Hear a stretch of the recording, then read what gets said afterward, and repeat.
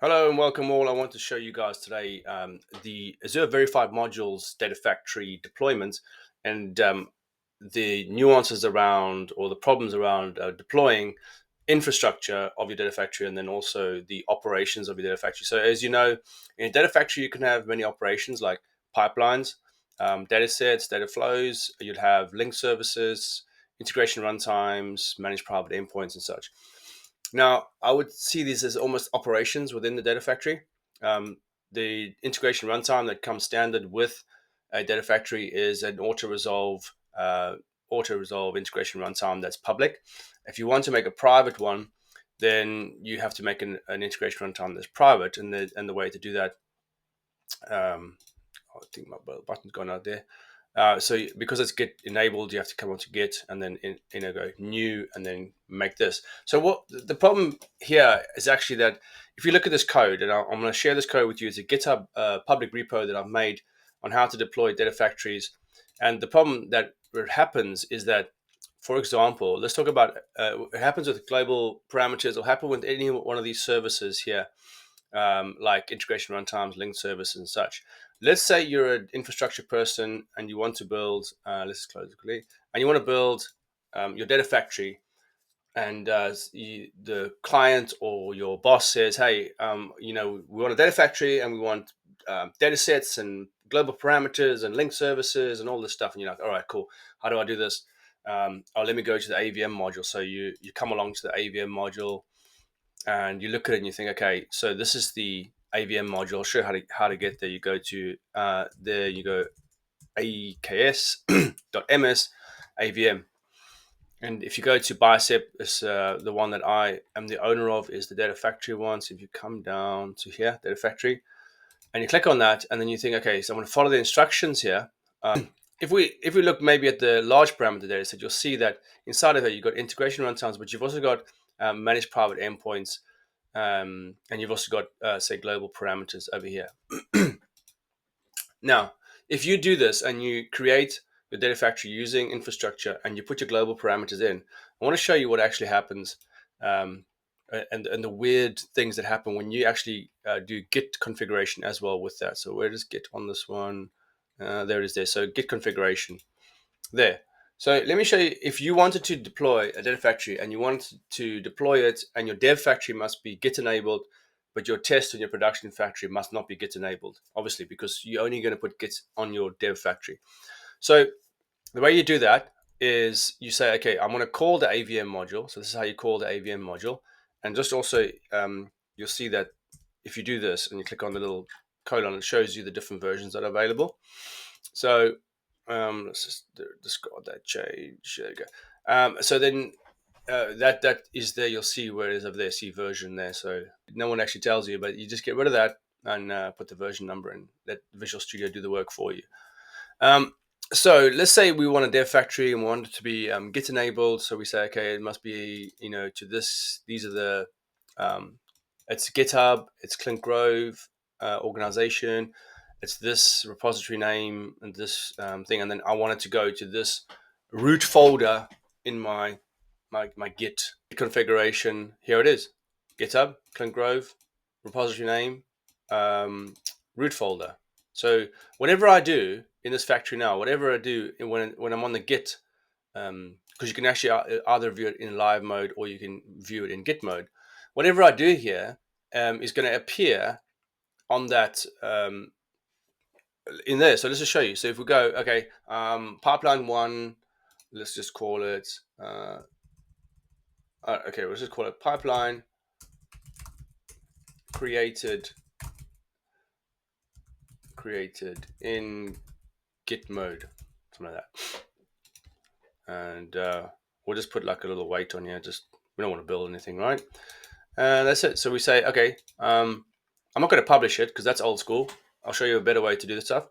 So if I click on save all, but obviously in a big project, you're not going to be able to save directly to the main branch. You're going to be having a feature branch. But anyway, let's just assume you could save all. And now, just to show you that if I went into the factory here in the pipelines, there's the second pipeline, third pipeline, but there's no pipeline called pipeline created in Git mode. But if I now first doing this like this, and I go git fetch maybe, and then git pull. You'll see there it is popped up, right? That's it there. So it comes into this folder here. So that's just the way that Git works. So now if I was to publish this data factory to the live mode, then this pipeline would appear. So maybe I'm teaching you how to suck eggs here, because this is obviously, if you've done this before, you know. So you see it's not there right now. But if I clicked on the publish, if I was in the Git mode and I clicked on publish, then it would go to the live factory. Okay, but like I say, that's old school. We don't use that button. Now what we do is we rather use DevOps to do that. So in DevOps, we've got, going back to my DevOps here, you'll see that I do that with building the npm package right over here, and I'm saying, okay, which data factory are we going to build a template from to promote into the next environment? We will use this factory that I've just shown you, which is the local path is this one here, adf-dev, and it relates to this factory in my Azure resource group, and this is the factory name there. So it uses this subfolder, and it uses the factory, and it says, okay, I want to build a template from that. And then you're going to go and so further down, you'll see where it deploys it. It says, okay, now let's deploy that artifact, which is there, which gets created from the npm package, and it deploys it. And over here, I'll show you how you can override the global parameters. But let's just talk about what the problem actually is, because the whole idea is this: if I put this in, I say, all right, deploy me a global parameter called which environment and infra gparam. So these can be whatever name you want. That doesn't need to be that name. It can be whatever name you want. Let's say I want to create 2 global parameters on this data factory.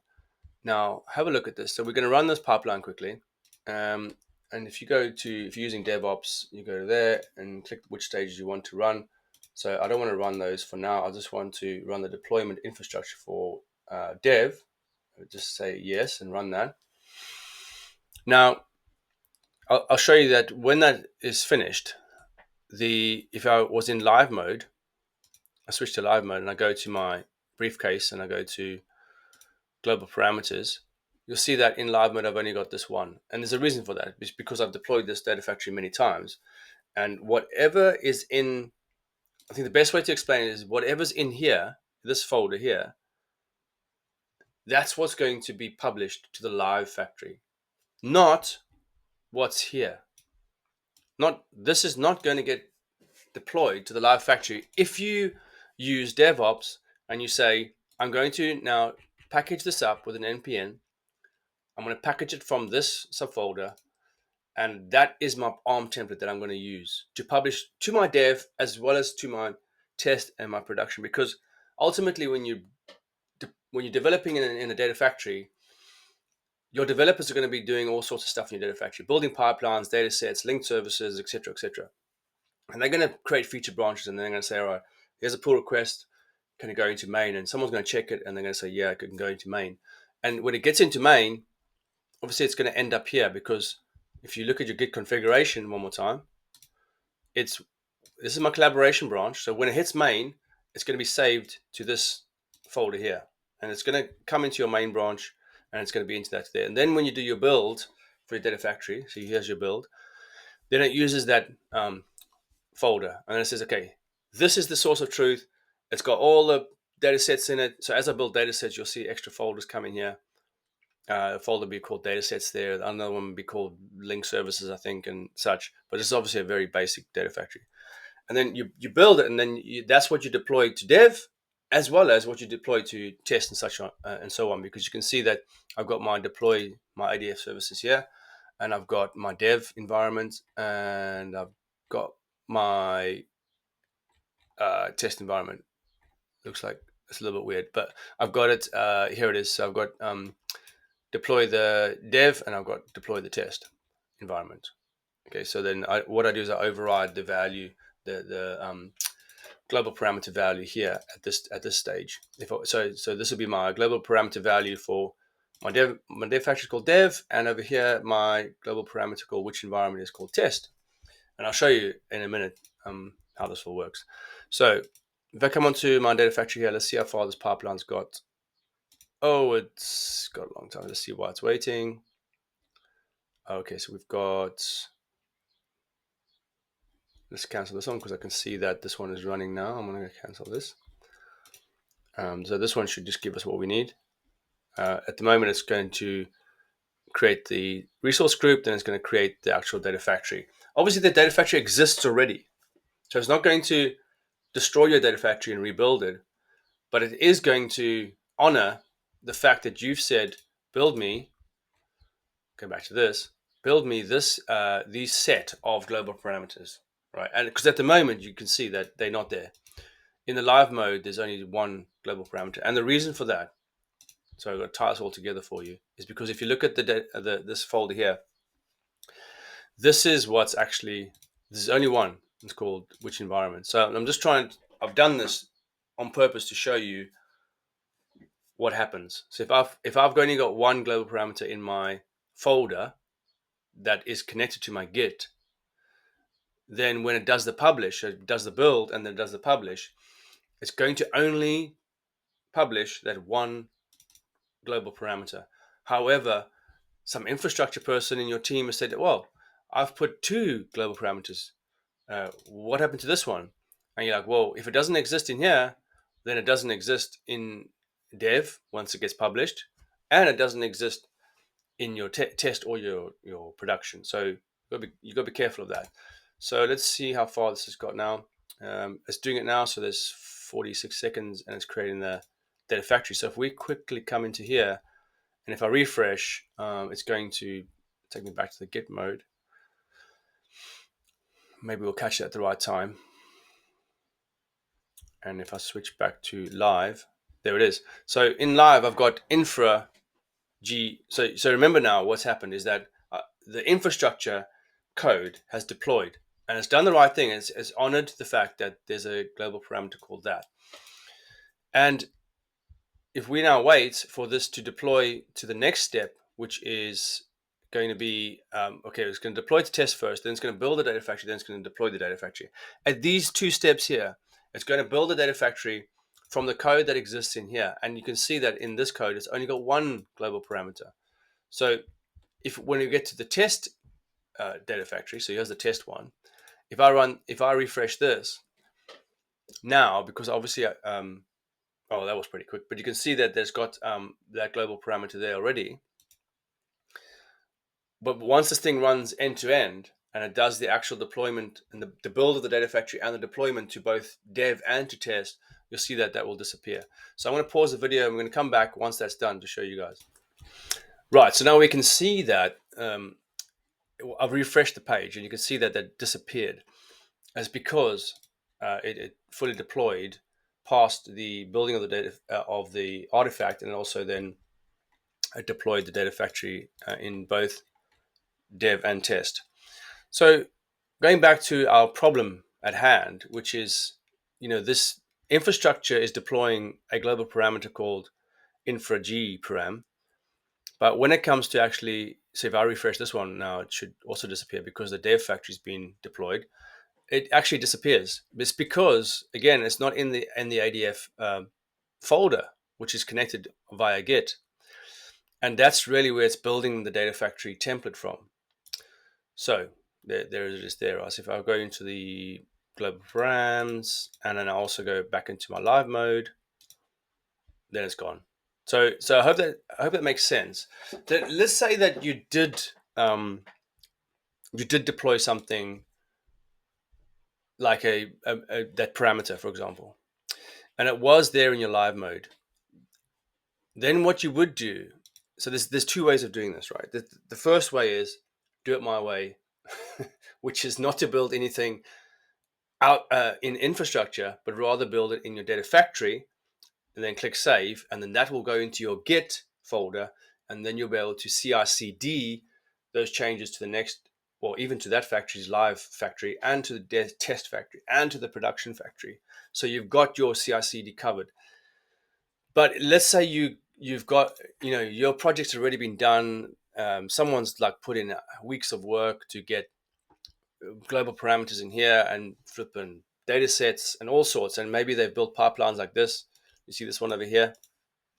Maybe they've done all that stuff, right? And then you're like, okay, I don't want to lose that. What do I do? So the second way of doing it is to come in. Let's say you've deployed that and everything's there.